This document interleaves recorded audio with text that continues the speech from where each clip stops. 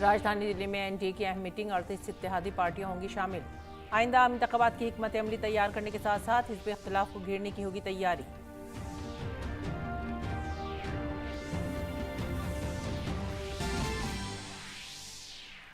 बेंगलुरु में अपोजिशन जमातों की मीटिंग आज, तकरीबन 24 जमातें इत्तेहाद पर कर रही हैं तबादला ख्याल। बीजेपी ने किया तंज, कहा 10 साल की यूपीए हुकूमत की बदनवानी को छुपाने के लिए बनाई गई है टोली।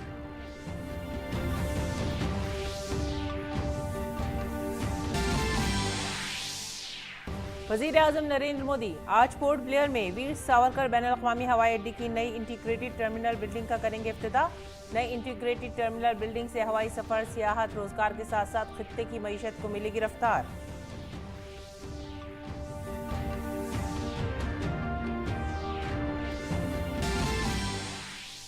गांधीनगर में जारी G20 ममालिक के वज़राए खजाना और मरकजी बैंक के सरबराहों की तीसरी मीटिंग का दूसरा दिन आज। मीटिंग से अलग कई ममालिक के साथ होंगी दो तरफा मुलाकातें।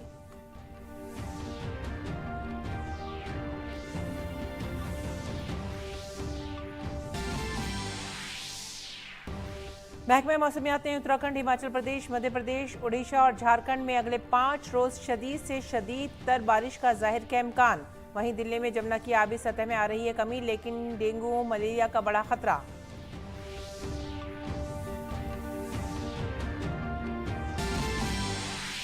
बहरे असवद अनाज मुआहदे से अलग हुआ रूस। अक़वाम मुत्तहिदा के सेक्रेटरी जनरल ने अफसोस का किया इजहार। अक़वाम मुत्तहिदा सिक्योरिटी काउंसिल ने रूस से खुराक के बुरहान को रोकने की अपील। ज़ेलेंस्की की तुर्की और यूएन से मुआहदे को जारी रखने के लिए इक़दाम करने की अपील।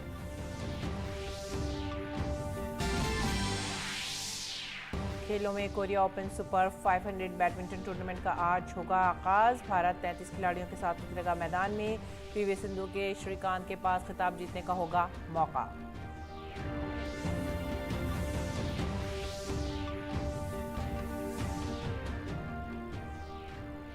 आदाब नाज़रीन, उर्दू खबरों में आप सभी का खैर मकदम है। नजर डालते इस वक्त की खास खबरों पे। आइंदा लोकसभा इंतखाबात के पेश नज़र तमाम अहम पार्टियों ने तैयारियां शुरू कर दी हैं। अपोजिशन जमातों के साथ साथ हुक्मरां जमात भी अपनी हिकमत अमली को हतमी शक्ल देने में मसरूफ है।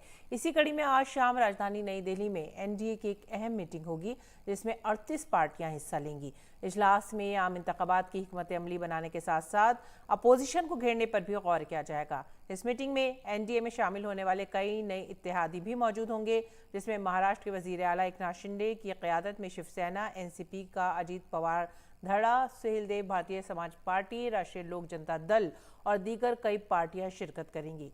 मीटिंग से पहले बीजेपी के कौमी सदर जेपी नड्डा ने एनडीए को एक मिसाली इत्तेहाद बताया। उन्होंने कहा कि गुज़िश्ता चंद सालों में एनडीए की रिसाई और दायरा कार में इजाफा हुआ है। उन्होंने कहा कि गुज़िश्ता 9 सालों में एनडीए हुकूमत ने उम्दा हुक्मरानी की है और इसे अवाम की हिमायत भी हासिल है।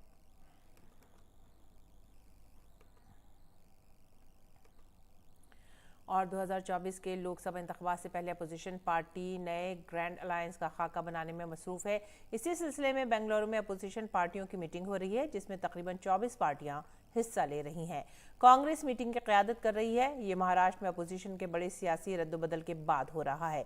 इससे पहले 23 जून को पटना में 15 अपोजिशन जमातों की मीटिंग हुई थी, जिसमें आम इंतखाबात के हवाले से हिकमत अमली तय करने के लिए ब्रेनस्टॉर्मिंग हुई। दूसरी जानिब बीजेपी ने अपोजिशन की मीटिंग को मौका परस्ती और खुद गर्जी की सियासत से ताबीर किया है।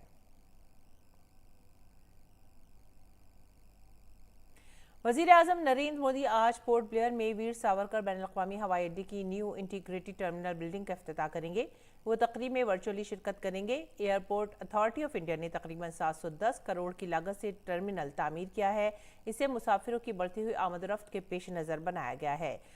40,800 मुरब्बा मीटर के रकबे पर तामीर किया गया है और इसमें सालाना 50 लाख मुसाफिरों की गुंजाइश होगी। ये टर्मिनल इलाके में सियाहत को बढ़ाने में मददगार साबित होगा, जिससे मकामी सतह पर रोजगार के मौके बढ़ेंगे और खित्ते की मईशत को भी रफ्तार मिलेगी।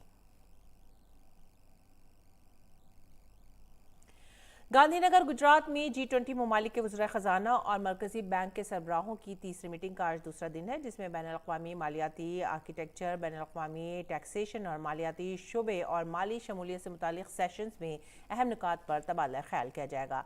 इजलास के मौके पर कई ममालिक के साथ दो तरफा मुलाकातें भी होंगी। कबल अज़ीं गुज़िश्ता रोज़ 2 सेशन में आलमी मईशत, सेहत और माशी खतरात से मुतालिक बहुत से अहम उमूर पर तबादला ख्याल किया गया। इसी दौरान G20 ममालिक के नुमाइंदों से आलमी चैलेंजेस से निपटने के लिए इक़्तिसादी ताउन बढ़ाने पर भी जोर दिया गया। आगे बढ़ेंगे अगली खबर की तरफ। दाखिला और ताउन के मरकजी वजीर अमित शाह आज नई दिल्ली में CRCS सहारा रेफिन पोर्टल का आगाज़ करेंगे। ताउन की वजारत की तश्कील के बाद से ही वज़ीर आज़म नरेंद्र मोदी की रहनुमाई और वज़ीर दाखिला अमित शाह की क़यादत में मुल्क में कोऑपरेटिव तहरीक को मजबूत बनाने और कोऑपरेटिव कमेटियों के अरकान के मफादात के तहफ़्फ़ुज़ के लिए कई इक़दाम किए गए हैं। सुप्रीम कोर्ट ने 29 मार्च 2023 को ताउन की वजारत की दरख्वास्त पर सहारा से भी रेफरेंट अकाउंट से 5,000 करोड़ रुपए central registrar of cooperative society CRCS को मुंतकिल किए जाने का हुक्म दिया था। हकीकी जमाकंदगान के जायज़ वाजिबात की अदायगी की जा सके। सहारा ग्रुप की कोऑपरेटिव सोसाइटियों को छोड़ने का हुक्म सहारा ग्रुप ऑफ कोऑपरेटिव सोसाइटीज़ के हकीकी जमाकंदगान के दावे जमा कराने के लिए एक ऑनलाइन पोर्टल तैयार किया गया है। और भारत की 4 रोज़ा दौरे पर आए अर्जेंटीना जमहूरिया के वज़ीर दिफा जॉर्ज एजिक ने आज वज़ीर दिफा राजनाथ सिंह से बाहिमी मुलाकात करेंगे। इसी दौरान दोनों रहनुमा दिफाई ताउन को मजबूत बनाने के तरीक़ों पर भी बाहिमी तबादला ख्याल करेंगे। त्याना आज नेशनल वॉर मेमोरियल पर शहीद हीरोज़ को खराज अक़ीदत भी पेश करेंगे। इसी दौरान अर्जेंटीना के वज़ीर दिफा का बेंगलुरु जाने का भी प्रोग्राम है।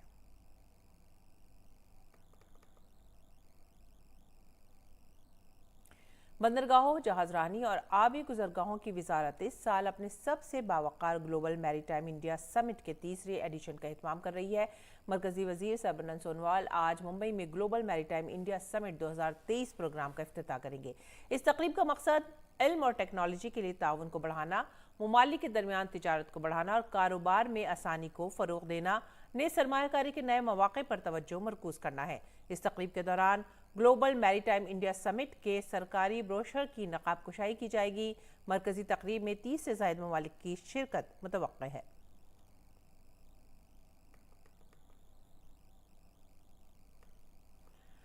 सदर जमहूरिया द्रौपदी मुर्मू आज भूमि सम्मान 2023 से नवाजेंगी। ये अवार्ड ज़मीन की रिकॉर्ड के मुकम्मल डिजिटाइजेशन के लिए 68 ज़िला कलेक्टरों और 9 सेक्रेटरियों को दिया जाएगा। देही तरक्की और पंचायती राज के मरकजी वजीर गिरिराज सिंह ने कहा है कि भूमि सम्मान स्कीम एतमाद और शिराकत दारी पर मबनी मरकज रियासत कोऑपरेटिव वफाकियत की एक अच्छी मिसाल है।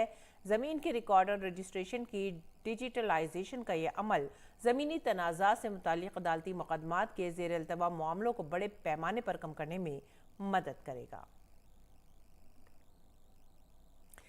राजधानी दिल्ली में जमुना नदी के पानी की सतह कम होकर 205.71 मीटर रह गई है। ताहम जमुना अब भी खतरे के निशान से ऊपर बह रही है। ITO बैराज का गेट नंबर 30 आज सुबह खोल दिया गया। जमुना के किनारे स्कूल आज भी बंद हैं। महकमा मौसमियात ने आज भी दिल्ली के कई मकामात पर बारिश का इम्कान जाहिर किया है। कई मकामात पर पानी जमा होने से डेंगू के मामलात में भी इजाफा हुआ है।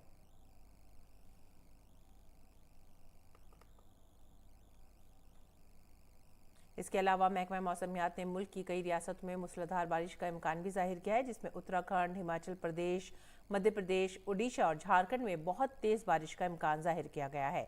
महकमा मौसमियात ने कहा है कि शुमाली ओडिशा और इससे मुल्हिका मगरबी बंगाल और झारखंड में गंगा के दामन में कम दबाव का इलाका बन गया है, जिसकी वजह से मुल्क के वस्ती और मशरक़ी इलाकों में शदीद बारिश हो सकती है।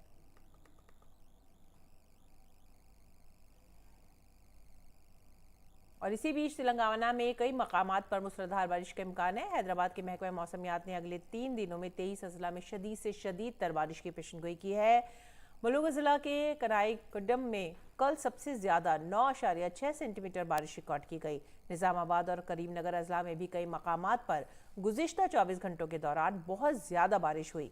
कम दबाव वाले इलाके की वजह से शुमाली तेलंगाना के अजला जैसे जगत्याल, पेटापल्ली और भोपालपल्ली में मूसलाधार बारिश हुई। महकमा मौसमियात ने तेलंगाना के शुमाली इलाकों के तमाम अजला के लिए वार्निंग जारी करते हुए कहा है कि आने वाले चंद दिनों में शदीद से शदीद तर बारिश का इम्कान है। इसी के साथ ही हैदराबाद समेत रियासत में कई मकामात पर आंधी, तूफान, बिजली चमकने और ज़ालाबारी का भी इम्कान है।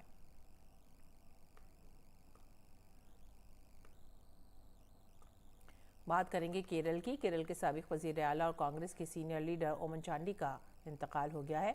ओमन चांडी के बेटे ने अपने वालिद के इंतकाल की तस्दीक की है। ओमन चांडी ने तवील अलालत के बाद आज आखिरी सांस ली। कांग्रेस के सीनियर लीडर अमन चांडी का बेंगलुरु में कैंसर का इलाज चल रहा था। उनकी सेहत सन 2019 से ठीक नहीं थी। चांडी को गले से मुताल्लिक़ बीमारी के बाद जर्मनी ले जाया गया था। चांडी 2 बार केरल के वज़ीर आला रह चुके हैं। उन्होंने 1970 से रियासती असेंबली में पुतपल्ली हल्के की नुमाइंदगी की।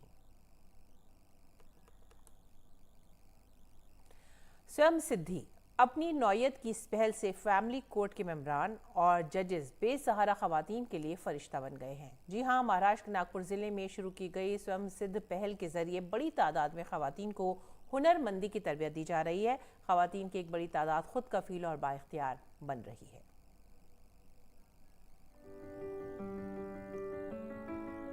अदालत का काम उन अफराद को इंसाफ देना है जो इंसाफ की उम्मीद के साथ उसके दरवाजे पर दस्तक देते हैं, लेकिन फैमिली कोर्ट्स इस फ्रेमवर्क से आगे जा रही हैं। रियासत की फैमिली कोर्ट्स का अमला और जज एक खास मकसद के लिए इकट्ठा हुए हैं। इन लोगों ने स्वयं सिद्ध पहल शुरू की है, जिसके जरिए वो खवातीन को अपने पांव पर खड़ा होने का हुनर सिखा रहे हैं। काबिल जिक्र है कि फैमिली कोर्ट के लोगों की तरफ से 2017 में शुरू की गई इस पहल के लिए हाई कोर्ट या हुकूमत की तरफ से कोई हिदायत नहीं दी गई। जजों ने अपने तौर पर रियासत के 7 अजला में ये पहल की है और पहले बैच में नागपुर की 59 खवातीन को बेहतरीन हुनर की सनद दी गई है। ये इक़दाम मुल्क में अपनी नौयत का पहला इक़दाम है। फैमिली कोर्ट में देखभाल के लिए जद्दोजहद करने वाली बेसहारा खवातीन के लिए रोटरी क्लब, मातृ सेवा संघ, ICICI बैंक के जरिए beauty parlour, tailoring, 4 wheeler driving, computer, रोजगार पर मबनी ट्रेनिंग समेत मुख्तलिफ तरबियती क्लासेस का एहतमाम किया गया है। ये स्वयं सिद्धा प्रोजेक्ट के अंतर्गत महिलाओं को सिलाई मशीन, उसके बाद में beauty parlour course, computer course, छोटे मोटे बिजनेस के लिए जो भी कोर्स है, और ये ट्रेनिंग हम पूरे मुफ्त होना चाहिए, फ्री ऑफ कॉस्ट होना चाहिए, इसकी पूरी कोशिश करते हैं। ट्रेनिंग में कोई भी एक भी रुपए का लेन देन नहीं होता है। 59 महिलाओं की लिस्ट बनाई है, जिसमें से कम 15 महिलाओं को जॉब मिला है। 8 से 10 महिलाओं ने खुद का बिजनेस स्टार्ट किया है और बाकी महिलाओं का कंप्यूटर ट्रेनिंग या ड्राइविंग ट्रेनिंग चालू है, उनको भी जॉब मिलने की संभावना है। खवातीन काउंसलर्स के जरिए अदालत की जानिब से खवातीन के लिए खुसूसी काउंसलिंग सेशन भी मुनक्किद किए जाते हैं। हर औरत को इस सोच के साथ खुद को बाइख्तियार बनाने की ज़रूरत है कि खवातीन को अपनी लड़ाई लड़ने के लिए महारत की तरक्की की ज़रूरत है, ना कि सिर्फ शौहर की देखभाल पर इन्हिसार करना। इस इक़दाम का नारा है, रो नहीं बल्कि लड़ो। रियासत के पुणे, औरंगाबाद, मुंबई, जलगांव और कोल्हापुर के 7 अजला में अलग थलग खवातीन इससे मुस्तफ़ीद हो रही हैं। इस मंसूबे से बहुत से लोगों को रोजगार भी मिला है और बहुत से लोग अपना कारोबार चला रहे हैं। अब बहुत सी खवातीन को अगला कदम उठाने के लिए तरबियत दी जा रही है। स्वयं सिद्धा करके प्रोग्राम है, वो काउंसलर मैडम ने मुझे बताया कि आप यहाँ पर जाकर ब्यूटी पार्लर का कोर्स कर सकते हो।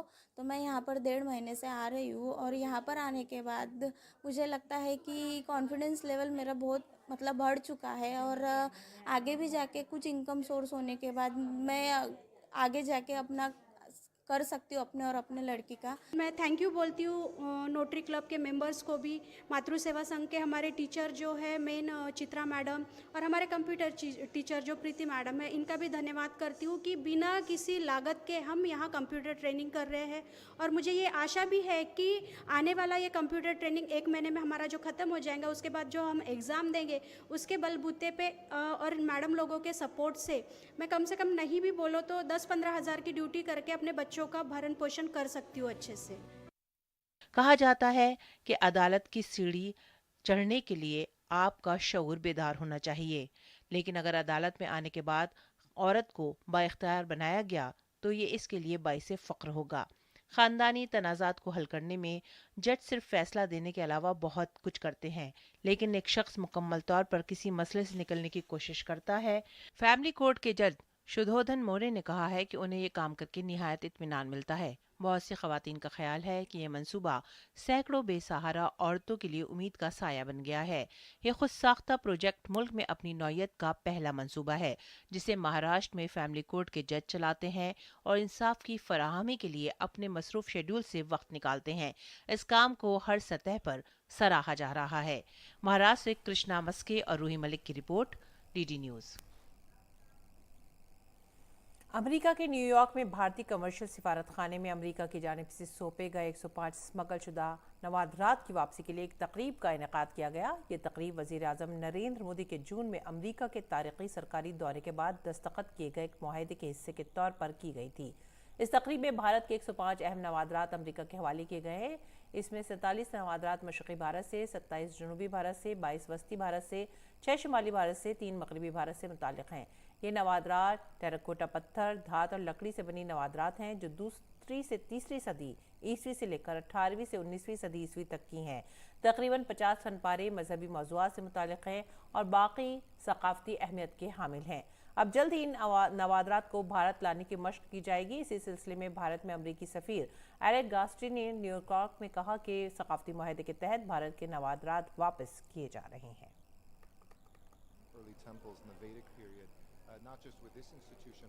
नजर डालते हैं आलमी खबरों पर। रूस ने ऐलान किया है कि वो बहर अस्वद के जरिए यूक्रेन की अनाज की बरामदा से मुतालिक मुआहदे में हिस्सा नहीं लेगा। क्रेमलिन के तर्जुमान दिमित्री पेस्कोव ने कहा कि रूस से मुतालिक बहर अस्वद के मुआहदे के कुछ नुकात पर अभी तक अमल नहीं हुआ है और इसलिए उसका असर ख़त्म हो गया है। उन्होंने कहा कि रूस के मुतालबात माने जाने के बाद वो दोबारा मुआहदे में शरीक हो सकता है। यह ऐलान रूस के क्रेमलिन जाने वाले पुल पर होने वाले धमाके के चंद घंटे बाद सामने आया है। रूस ने इस हमले को यूक्रेन के समुद्री ड्रोन का हमला करार दिया है। दरअसल क्रेमलिन ने कहा है कि हमले और अनाज का सौदा मुंजमद करने के इस फैसले के दरमियान कोई ताल्लुक नहीं है। और अक़वाम मुत्तहिदा के सेक्रेटरी जनरल एंटोनियो गुटेरेस ने रूस की जानिब से बहर अस्वद अनाज बरामदात पहल में अपनी शिरकत ख़त्म करने के फैसले पर गहरे अफसोस का इजहार किया है। उन्होंने कहा है कि इस ऐलान से दुनिया भर में भूख और खुराक की बुलंद कीमतों का शिकार लाखों अफराद की जिंदगियां खतरे में पड़ेंगी। उन्होंने ये भी कहा कि रूस की तरफ से बहर अस्वद पहल के निफास को ख़त्म करने के फैसले से हर जगह ज़रूरतमंद लोगों को सदमा पहुँचेगा। गुटेरेस ने कहा कि इक़दाम अक़वाम मुत्तहिदा की आलमी ग़िज़ाई तहफ़्फ़ुज़ और कीमतों में इस्तेहकाम को आगे बढ़ाने की कोशिशों को नहीं रोकेंगे। इस बीच अमेरिका ने कहा है कि वो यूक्रेन से अनाज की नकलो हमल को यकीनी बनाने के लिए दूसरे ममालिक के साथ काम जारी रखेगा। रूस गुज़िश्ता रोज़ बहर अस्वद के अनाज मुआहदे से निकल गया। रूस ने यूक्रेन के जहाज़ों की हिफाजत की ज़मानत का हवाला देते हुए कहा कि वह तहफ़्फ़ुज़ फराहम नहीं कर सकता। कौमी सलामती कौंसिल के तर्जुमान जॉन कर्बी ने कहा है कि अमेरिका अनाज की तरसील के तहफ़्फ़ुज़ में मदद के लिए अमेरिकी फ़ौजी असासे इस्तेमाल करने पर गौर नहीं कर रहा है, लेकिन कर्बी ने यकीन दिलाया कि अमेरिका इस समत में दूसरे ममालिक के साथ मिलकर काम करता रहेगा। इस दौरान यूक्रेन के सदर व्लादिमीर ज़ेलेंस्की ने कहा है कि उन्होंने तुर्की के सदर तैयब एर्दोगान और अक़वाम मुत्तहिदा के सेक्रेटरी जनरल एंटोनियो गुटेरेस को खत लिखकर बहर अस्वद अनाज मुआहदे को जारी रखने का मुतालबा किया है। ज़ेलेंस्की ने अपने वीडियो खिताब में कहा है कि रूस को यह फैसला करने का हक नहीं है कि किसके पास खाने के लिए काफ़ी खुराक है। ज़ेलेंस्की ने यह भी कहा कि अनाज पहल मॉस्को की शमूलियत के बगैर भी जारी रह सकती है। अक़वाम मुत्तहिदा ने बहर अस्वद के अनाज के मुआहदे के तहत यूक्रेन से रवाना होने वाले आखिरी कार्गो जहाज़ का मुआयना किया। अक़वाम मुत्तहिदा ने एक बयान में कहा है कि तुर्की के झंडे वाली TQ सैमसन को इस्तांबुल के साहिल पर एक मुआयने के बाद आगे बढ़ने के लिए क्लियर कर दिया गया था। रूस बरसों पुराने मुआहदे से दस्तबरदार हो गया है। रूस के फैसले ने गरीब ममालिक में खौफ पैदा कर दिया है कि कीमतों में इजाफे से खुराक नाकाबिल बर्दाश्त हो जाएगी। और पोलैंड के शहर वारसा में एक छोटा तैयारा एक हैंगर से टकरा गया, उसके बाद हादसे का शिकार हुआ। इस हादसे में तैयारे में सवार 5 अफराद की मौत हो गई, जबकि 10 अफराद जख्मी भी हुए हैं। पोलैंड के वजीर सेहत एडम नेटजिल्की ने बताया कि 4 हेलीकॉप्टर और 10 एम्बुलेंस वारसा से 47 किलोमीटर दूर शरसीनो गांव में जाए हादसा पर पहुंच गए हैं। तबाहशुदा तैयारा सेसेना 208 था। फायर महकमे ने कहा है कि तैयारे के हादसे की मुमकिन वजह मौसम हो सकता है। अगली खबर, अमेरिका अब नाए हॉर्मुज़ और खलीज अम्मान ईरान के जरिए तिजारती जहाज़ों को जब्त करने की कोशिश के मद्देनज़र सिक्योरिटी में इजाफे के लिए इजाफी जंगी तैयारे और एक जंगी बेड़ा रवाना कर रहा है।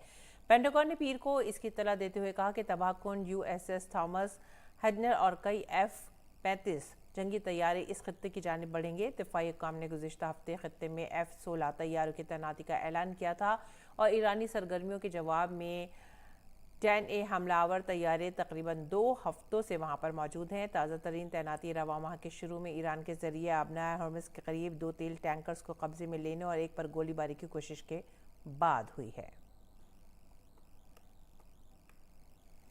नाज़रीन, पेश दिल्ली से शाया उर्दू अखबारात का मुख्तसर सा जायजा।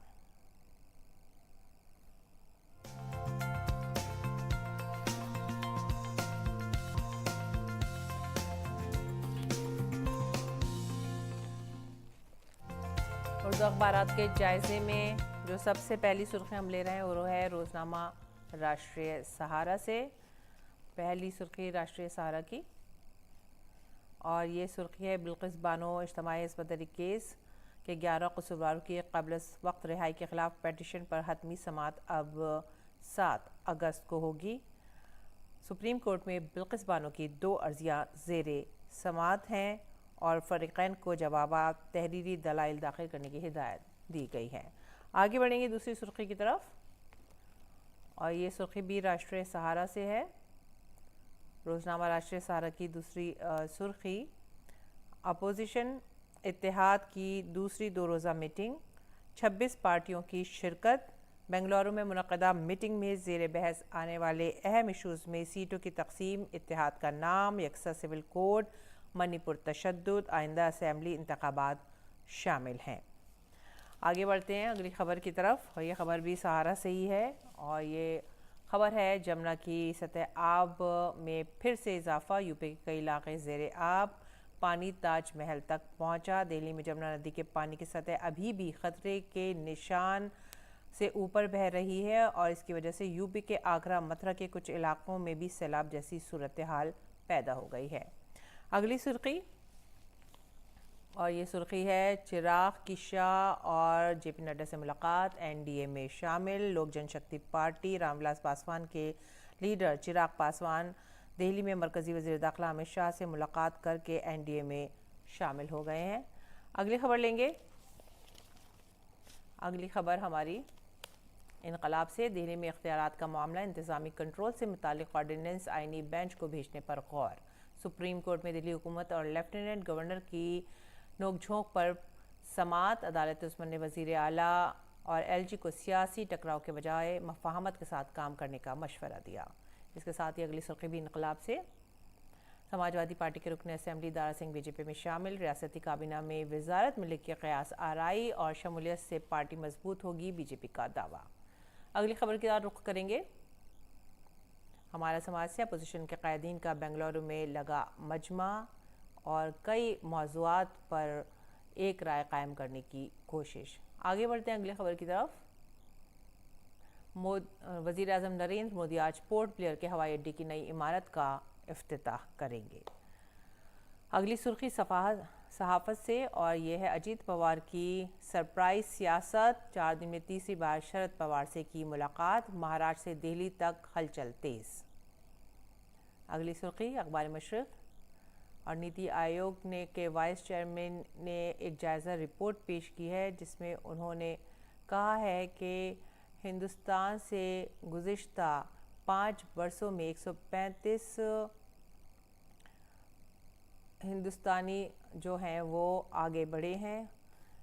ये ख़बर जो है हम आपको बता रहे हैं, नीति आयोग से मुतालिक ये ख़बर है।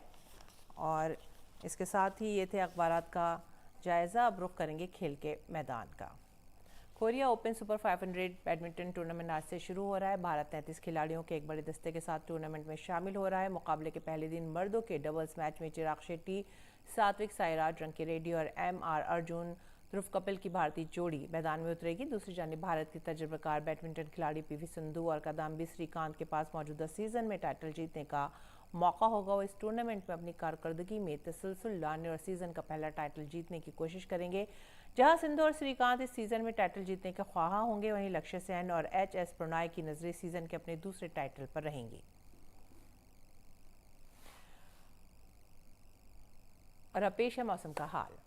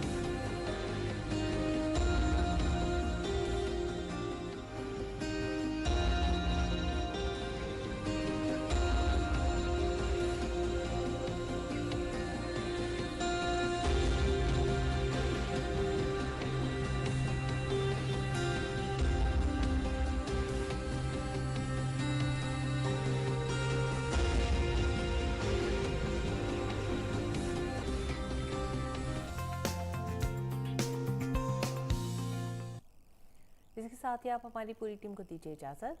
आदाब।